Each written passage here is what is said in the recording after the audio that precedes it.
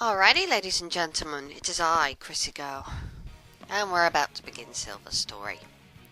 What can I say about Silver's story? Well, it's probably gonna be a little bit more interesting, maybe, than Shadow's, because I know Shadow revisited a lot of the stages that Sonic went to, so commentating on it was actually quite boring, because I'd already done it before. Gameplay-wise, though, Silver's not my favourite. I still prefer Sonic and Shadow to Silver's gameplay. Silver plays completely differently to the other two Hedgehogs, as you'll see when we get into his gameplay. In the meantime, just look at this. Just hovering in the air, floating about, and why can't I do this in the actual game? I mean, yeah, you can, glide and hover very, very briefly. But it's just, Silver's flying here, and you'll never see him do it again. And this game also introduces Blaze the Cat, who basically had her whole background fucked up from Sonic Rush. See, in the Sonic Rush game, when Blaze was first introduced in the Sonic Rush games, she was described as a princess from another dimension. And this game just throws all of that background into doubt. You know, it's the biggest plot hole in the game, is what Blaze's true backstory is. Because now in this game, she's just an ordinary cat with fire powers that comes from the future. How the hell did she become a princess from another dimension, if that was the case? Are there two Blazes? Who knows?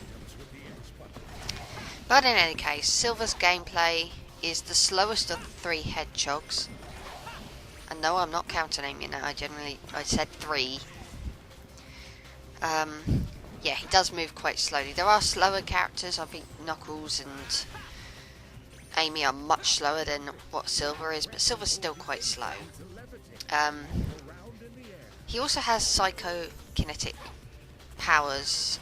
I think that's it. He can basically pick stuff up using his mind and throw them at people. That's his main method of attacking enemies. There will be various little things on the ground, like markings, which means that Silver can use his psycho powers on it, and basically something happens. Usually it manipulates something that happens around him, it summons a platform, things like that. But yeah, I don't hate Silver's gameplay completely. I mean, I think there are obviously the main issues that exist in the rest of the game. That of bad camera, sloppy controls, slow moving gameplay.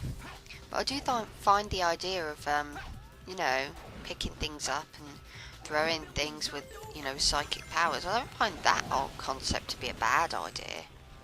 It's just it wasn't executed as well as it could have been. So basically we playing as Silver for the first part of Crisis City. I would probably say Silver's that Crisis City is more reminiscent of Shadow's than it is of Sonic's, but it's all very samey to me. And that's kind of unusual because Silver's probably got the more unique stages in the game, I think, compared to like the other two Hedgehogs, who are very drastically similar to each other in terms of like level layout and that. Hey ho. Silver also has this little glide ability, as I mentioned earlier. You can only glide for a brief period of time. Once your meter runs out, you can no longer glide. Your meter also drains when you're holding items using your mind. So, if you like holding a car that you're about to throw at an enemy, that drains some points off your meter. Silver does learn a few neat little attacks later on, where you can actually attack enemies. Like, there's a shockwave move that is quite effective in stunning enemies, and it helps you kill them. Because once an enemy is stunned, you can actually pick that enemy up, and as soon as you go to throw them or drop them, they die. So it's a neat little move, but we don't have that yet. Silver can also bitch slap the enemies. It does require getting very up close to the enemies, so it does put Silver in harm's way. That's why I don't like it all that much. So you know, the sooner we get the shockwave, the better. The bitch slap only serves to stun the enemies in any case, so once again, you know, you'd still have to pick them up and throw them to kill them. And the camera didn't allow me to see that car. Need I point out for the millionth time that the camera in this game is terrible? It just truly is. You might want to do a little dash forward in the air there, because I have fallen before because the distance has just been completely misjudged. I missed that platform by like an inch the first time I played it. So yeah, we can't just go straight through that wall, we gotta knock the wall down. There's just various little tiny, I suppose you could call them puzzle, maybe? And I have no idea why I was trying to break through that wall without the box, because you can't. Unfortunately, that's a problem that can exist for some people, is that they don't actually notice the bar's empty, so when they try and glide they realise that they can't, and that can be a problem. So yeah, Crisis City. Many people actually consider it to be the favourite stage, you know, in general, out of all the stages of Sonic that are in Sonic 06. I can see why. It's easily the more memorable stage, even if it sucks just as much as the rest. It's still the more memorable of the 9 stages. So out of all, if I wasn't exactly thrilled that they decided to bring it back in silver medal.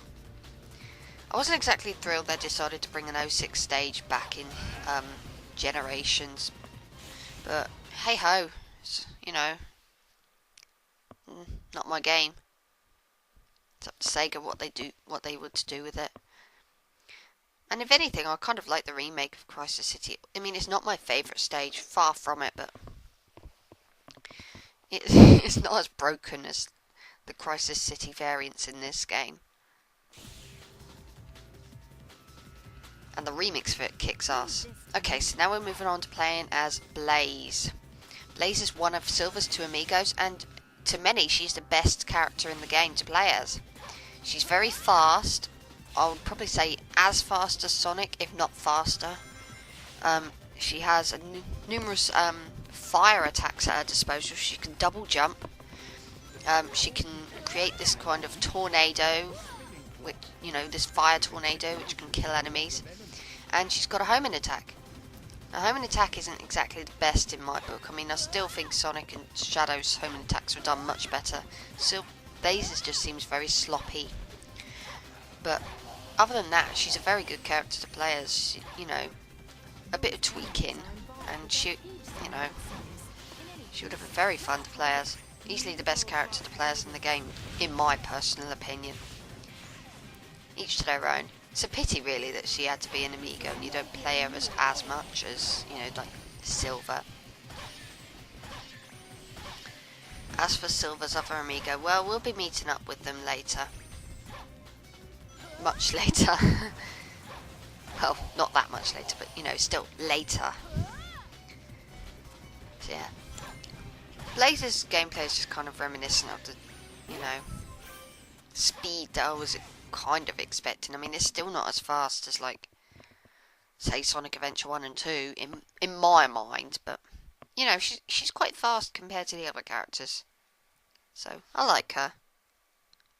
Dear God, I actually said I liked something about this game. Okay, so it isn't done perfectly, but, you know, it's preferable to everything else. But unfortunately, we are done with Blaze. And we are going back to Silver now. So, yeah, back to slow tedium. Crisis City isn't a bad stage with Silver. I mean, okay, you know, it has the basic issues that already exist to this game, but there are 2 stages coming up later on that I think one of them is the next stage we play for, actually, that are far worse than this stage. I've never really gotten lost during this stage, let's put it like that. And I've never had to solve any stupid, ridiculously time-consuming puzzles. Oh yes. That's just a sample of what's coming up next. Crisis City is a godsend compared to the 2 stages that I'm going to be playing very, very soon. Well, I've already played them. Commentated on would be the correct term. And here's a little trick. If you're gliding with silver through the air, tap the button. Don't hold it, tap it. The glide lasts for so much longer, like almost double the time, if not longer. Yes, it looks like he's spazzing out in the air, but you know what? It lasts longer. So, some people could say that breaks the game. I wouldn't blame them if they thought that, because you can't get much further than what you generally would be able to get. But anyway, that is the end of Crisis City. That is the end of the first stage with silver. Yeah, you run over there, Blaze. You keep lookout while I do a fancy pose. But yes, ladies and gentlemen, I'm pretty sure you remember in Sonic and Shadow's story, we fought a form of Iblis known as Iblis Phase 2. Well, I mentioned that there was going to be an Iblis Phase 1 and an Iblis Phase 3 in Silver Story, and we're about to fight Iblis Phase 1 now. Silver's bosses for Iblis are so much better than Shadows and Sonic's. Iblis Phase 2 was absolutely mind-numbingly boring. I'm sorry, I'm tripping up on my words again. But this boss is actually kind of preferable, and Iblis Phase 3 is also preferable, but I'll get to him when we get to him, and that's not for a very long time yet. Not for quite a long time in this particular story anyway. But yeah, Iblis Phase 1 is preferable.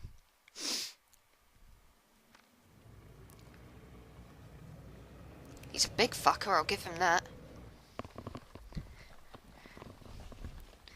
But yeah. So we've got to defeat Iblis. After this long, tedious load screen. How many load screens have I actually sat through now? I haven't cut any of the load screens down. What you see is what you get. Okay, that one wasn't so bad. Maybe that was just because I was gobbing off about it. That passed the time a little bit. But anyway, strategy to defeating Iblis. Pick things up and throw things at him. That's all there is to it. He has a few attacks. He'll rain these fire balls things down at you. Fireballs, I'll call them. You can pick them up and throw them at him as well. He'll grab a building and try and crush you with it. Generally it's easy to dodge because he'll usually aim for the middle. So I tend to go to one of the sides as far as I can go. But you know, it's unpredictable sometimes. Sometimes he will, you know, go where you don't want him to go. And yeah, when he tries to crush you with the building, he will leave a few bits of building behind that you can attack him with them. And yeah. And he's losing the armour on his head, which is cool. It's exactly what we want it to do.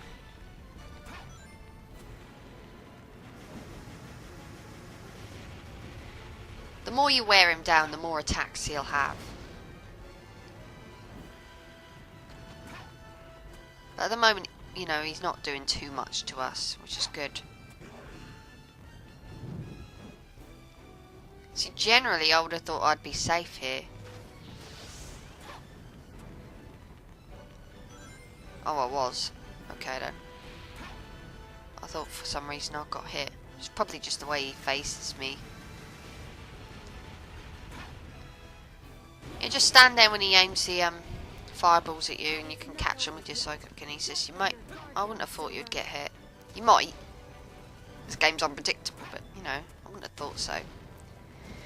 Once he loses all his armour on his head, he will start trying to blow fire at you.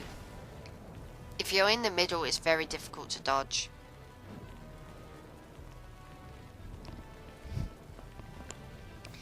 Once he's got you as well, it's quite difficult to get him to let go in regards to the blowing fire on you thing.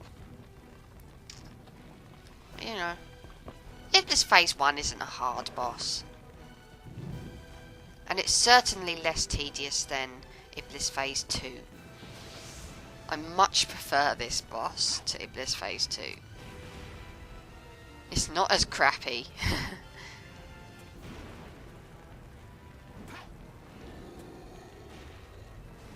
Run for your life, see what I mean? Once he's got you, it's actually quite difficult to escape from the flames.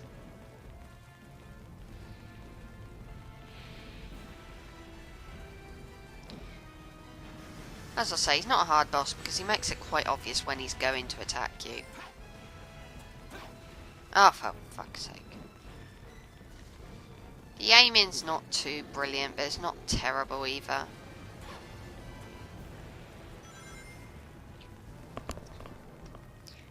It just depends. It's very unpredictable. Come on, let's find something to pick up and throw at him. This is one of the biggest problems with this boss. There isn't always something to throw at him, so you have to wait for him to provide something. So if this had any sense, he just wouldn't bother to throw things at Silver or, you know, give him ammunition. He'd just crush him with the palm of his hand. He's made of lava. He'll burn Silver to death. I doubt Silver's psychokinesis is so strong that he's actually going to stop a giant lava beam from squishing it with his lava hands. But in any case, that is Iblis Phase 1. Not a difficult boss, but I prefer it to some of the other bosses. Oh, excuse me.